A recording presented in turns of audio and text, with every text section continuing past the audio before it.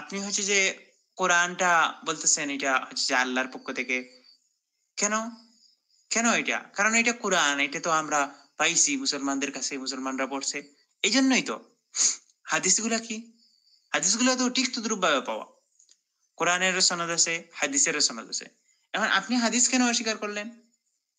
আচ্ছা ভাই, আপনি হাদিস কেন অস্বীকার করছেন? কারণ হাদিসগুলা মানুষের লেখা। আচ্ছা, আপনার কাছে যে কোরআনটা আছে এটা কার লেখা? এই যে হাদিস অস্বীকারীরা বলে যে হচ্ছে যে মানুষের বিধান মানা যাবে না, আল্লাহর বিধান মানা লাগবে। হাদিসগুলা কি মানুষের বিধান? এগুলা কি মানুষের বিধান হইতে পারে? এগুলো তো ওয়াহী। কিন্তু যখন তারা বলা হইলো, আচ্ছা ভাই, হাদিসগুলো তো ওয়াহী। হ্যাঁ, কোরআন তো ওয়াহী। এজন্য হচ্ছে যে কোরআন আল্লাহর বিধান। তা হাদিসগুলো ওয়াহী, এগুলোও তো আল্লাহর বিধান। এগুলো কোনো মানুষের বিধান না। এটা সিম্পল একটা বিষয়। তাহলে ওই যে